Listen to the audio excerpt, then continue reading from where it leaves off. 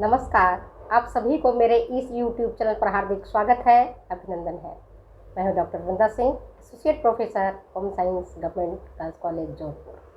मेरे प्यारे बच्चों, कुछ बच्चों ने क्वेरी रखा था कि मैडम, नायलॉन का रेशा क्या प्रोटीन रेशा है? आपने बताया था या किताब में लिखा है कि यह प्रोटीन रेशा होने के कारण कई रंगों में रंग जाता है, कई अम्लीय रंगों में रंग जाता है। मेरे प्यारे बच्चों, जब प्रोटीन रेशा की बात आती है तो वानस्पतिक रेशे के बारे में अगर पूछा जाए तो आपका प्रोटीन रेशा सिल्क और ऊन है। और जब सिंथेटिक रेशा के बारे में पूछा जाए तो अगर नायलॉन रेशा के बारे में पूछा जाता है कि नायलॉन रेशा प्रोटीन रेशा है या संश्लेषित रेशा है, तो आपको उसमें सबसे पहला आंसर आएगा सिंथेटिक फाइबर।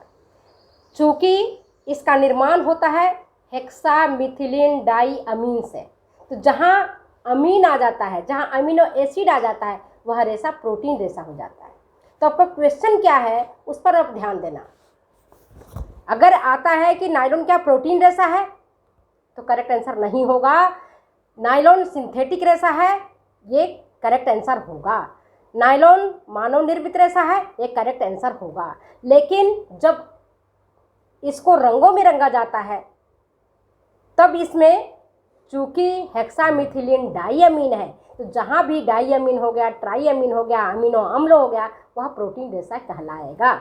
मैं समझती हूँ आपकी क्वेरी शांत हो गई होगी और फिर आप कहोगे, इसीलिए मैं कहती हूँ आपको कि पहले आप चीज़ों को ध्यान से पढ़ो। स्टेटमेंट क्या कह रहा है इसको बिना पढ़े बिना समझे अगर हम आंसर देते हैं तो हमारा आंसर गलत हो जाता है, क्योंकि पेपर सेटर का काम ही यही है, कंफ्यूज कराना। जब हम पेपर सेट करते हैं तो हम ये देखते हैं कि इजी क्वेश्चन तो हमें इजी बनाना ही होता है, मीडियम टाइप का क्वेश्चन भी हमें मीडियम बनाना होता है। लेकिन जब हम क्वेश्चन बनाते हैं इस तरह का कि बच्चों कंफ्यूज करा दो और फिर जो वास्तव में जिसकी कंसेप्ट क्लियर है वही बच्चा इसमें पास हो पाएगा। तो सबसे पहले स्टेटमेंट देखना है ना, समझ गए बात को? तो चलिए, आज मैं आपको, कल मैं नहीं आ पाई थी, कल मेरा थोड़ा स्वास्थ्य ठीक नहीं था तो मैं आपको नहीं बता पाई हूँ। तो चलो आज मैं कुछ क्वेश्चंस के साथ आई हूँ। ग्लास फाइबर इम्पॉर्टेंट क्वेश्चंस है, ग्लास फाइबर पर उससे संबंधित कुछ प्रश्नों को पूछ रही हूँ। तो देखते हैं हमारे कितने बच्चे इसमें सही जवाब दे पाते हैं। और आज मैं कोशिश करूँगी कि अगर मेरा स्वास्थ्य ठीक रहा तो मैं आपको बता दूँगी। 9 बजे रात में मैं आपके साथ एक मीट करना चाहती हूँ। अगर आप लोग उपस्थित रहेंगे तो ज़रूर मैं मीट करूँगी, तो आप लोग कमेंट बॉक्स में लिखना, ठीक है? सबसे पहले पहला प्रश्न है वो ये कि ग्लास फाइबर का निर्माण हेतु निम्न में से किसका प्रयोग नहीं किया जाता है? मैं क्या पूछ रही हूँ? ग्लास फाइबर का निर्माण हेतु निम्न में से किसका प्रयोग नहीं किया जाता है? पहला सिलिका, दूसरा बालू, तीसरा लाइमस्टोन, चौथा मार्बल। क्या करेक्ट आंसर होगा? प्रश्न फिर से सुनो। ग्लास फाइबर का निर्माण हेतु निम्न में से किसका प्रयोग नहीं किया जाता है? नहीं पूछा है मैंने।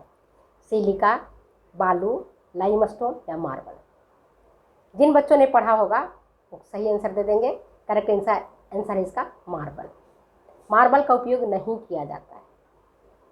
मार्बल जिसको हम संगमरमर कहते हैं, ग्लास फाइबर के निर्माण हेतु सिलिका, बालू और लाइमस्टोन में बोरेक्स मिला करके इसको विद्युत भट्ठी में गलाते हैं, क्योंकि ये ताप के प्रति बहुत ज़्यादा सहनशील है।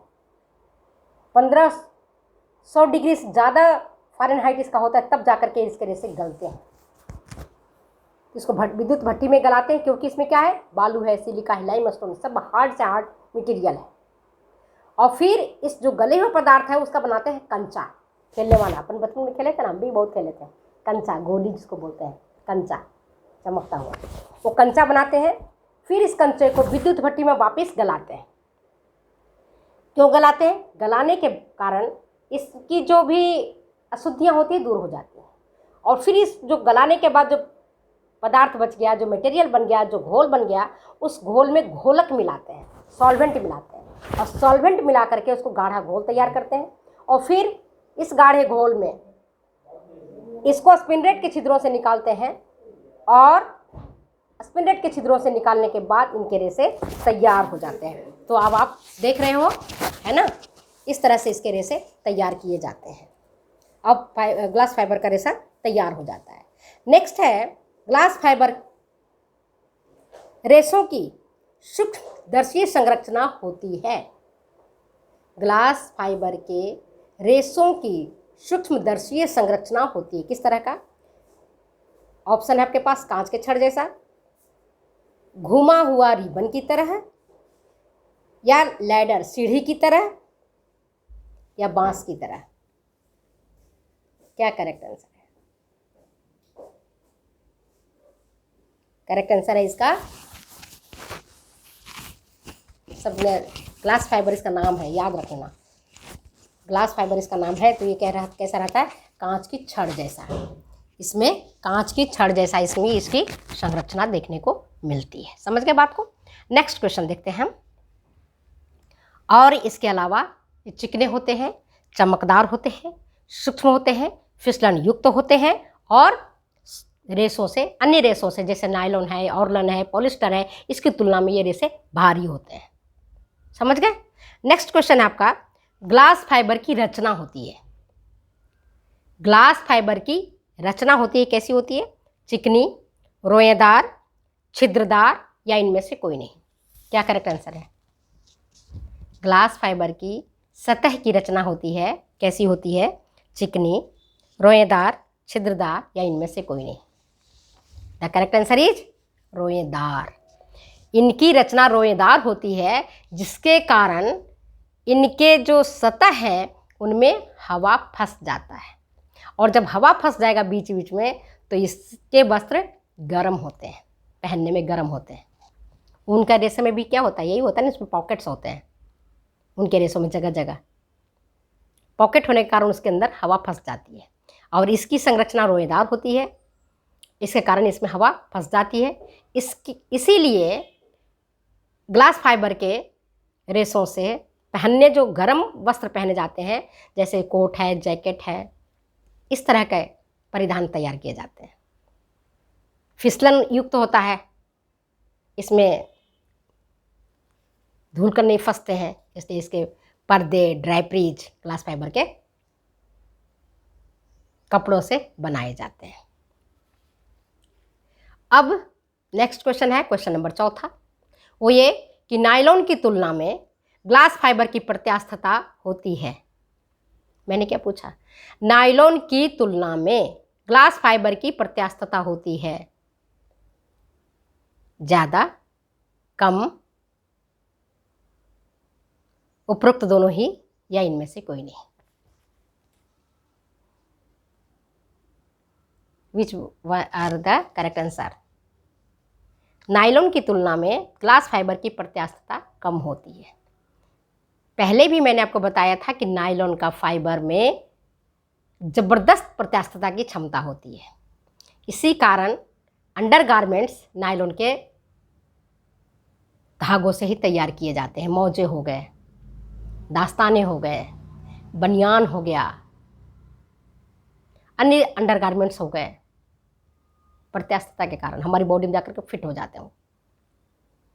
पर ग्लास फाइबर में प्रत्यास्थता की कमी होती है, कम होती है, याद रखना, प्रत्यास्थता कम होती है। इसके बावजूद भी इसमें ड्राइपेबिलिटी का अनोखा गुण होता है, लटकनशीलता का।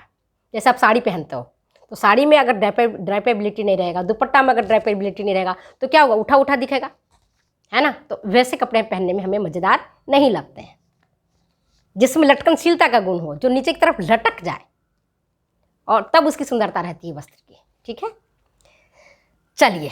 और प्रत्यास्थता कम होने के कारण ही इससे वस्त्र बुनना कठिन होता है। मान लो कि लोहा है, और लोहा से जब वो मुड़ेगा ही नहीं, है ना, जब बुनाई करते हैं तो इसको ऊपर नीचे करना पड़ता है, तो इसके रेसे प्रत्यास्थता है ही नहीं। यद्यपि मजबूत होता है, तो भी इसे वस्त्र बुनना कठिन होता है।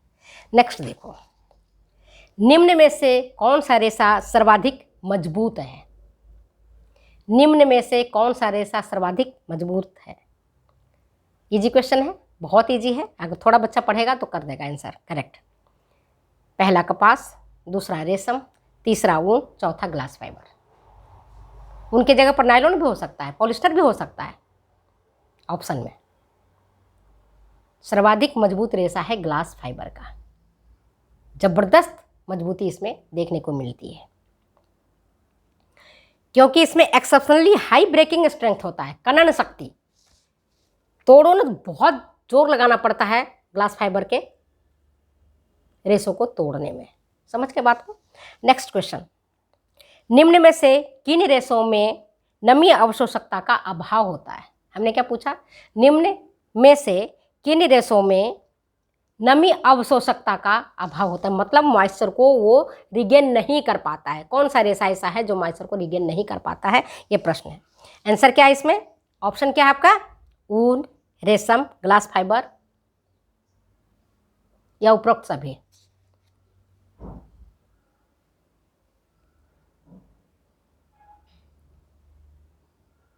The correct answer is glass fibre. Glass fibre में नमी अवशोषकता का अभाव पाया जाता है, इसी कारण यह नमी को अवशोषित नहीं कर पाता है। दाग धब्बे इसके ऊपरी सतह पर रह जाते हैं। वस्त्र को धोना आसान होता है ना, वस्त्र को बड़ी आसानी से आप धो सकते हैं। इवन गीले कपड़े से भी आप चाहो तो इसको पोंछ सकते हो, ठीक है ना, ये कारण है। नेक्स्ट क्वेश्चन, ग्लास फाइबर के रेशों में लटकनशीलता का गुण होता है, भी मैंने बता दिया, तो इसमें तो कोई आपकी रही नहीं क्वेरी। नेक्स्ट क्वेश्चन, निम्न में से कौन सा कथन ग्लास फाइबर के संदर्भ में सही नहीं है? निम्न में से कौन सा कथन ग्लास फाइबर के संदर्भ में सही नहीं है? पहला, ग्लास फाइबर विद्युत के कुसंवाहक होते हैं।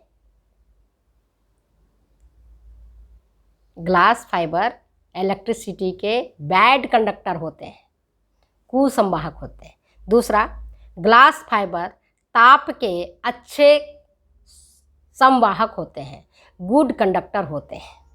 तीसरा, ग्लास फाइबर धूप से प्रभावित होते हैं। चौथा, रगड़ एवं घर्षण सहन करने की क्षमता कम होती है।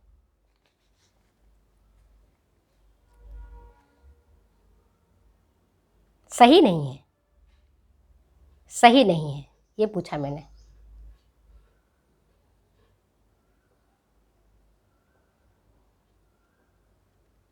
करेक्ट आंसर क्या है?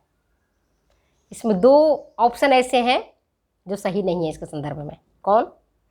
ग्लास फाइबर विद्युत के कुसंवाहक होते हैं, बैड कंडक्टर ऑफ हीट होते हैं, इसलिए इसे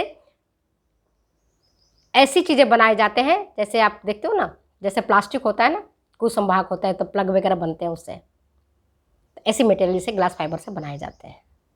दूसरा, ग्लास फाइबर ताप के अच्छे संवाहक होते हैं, भी करेक्ट है। तीसरा है ग्लास फाइबर धूप से प्रभावित होते हैं, ये धूप से प्रभावित नहीं होते हैं, इसके वस्त्र अप्रभावित रहते हैं। और तीसरा, रगड़ और घर्षण सहन करने की क्षमता भी इनमें अधिक होती है, कम नहीं होती है, जिसमें दो ऑप्शन जो था वो सही नहीं था। ठीक है, नेक्स्ट क्वेश्चन है,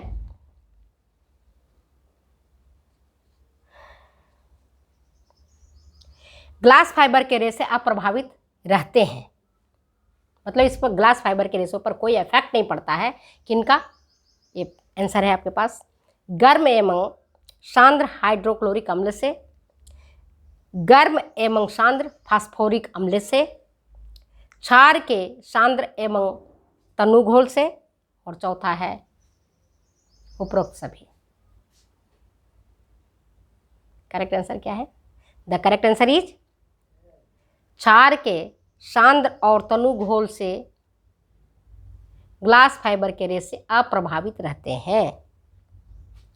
और अगर यहाँ पर फास्फोरिक अम्ल और हाइड्रोक्लोरिक अम्ल ना हो और कार्बनिक और अकार्बनिक अम्ल हो, अप्रभावित रहते हैं, तो ग्लास फाइबर के रेशे कार्बनिक और अकार्बनिक अम्लों से भी अप्रभावित रहते हैं। करेक्ट आंसर आपको समझ में आ गया। नेक्स्ट क्वेश्चन नंबर 10वां, ग्लास फाइबर के रेशों से वस्त्र बुनना कठिन होता है। स्टेटमेंट क्या है? ग्लास फाइबर के रेशों से वस्त्र बुनना कठिन होता है क्योंकि ऑप्शन है इसमें प्रत्यास्थता की कमी होती है, दूसरा कनन शक्ति ब्रेकिंग पावर अधिक होती है, तीसरा नमी अवशोषकता का अभाव होता है, और चौथा विद्युत के संवाहक होते हैं,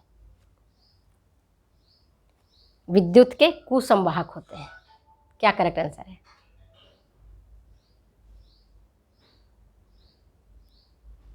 ये छोड़ देती हूं आपके ऊपर, अनुत्तरित प्रश्न, ताकि इसका आप जवाब दो।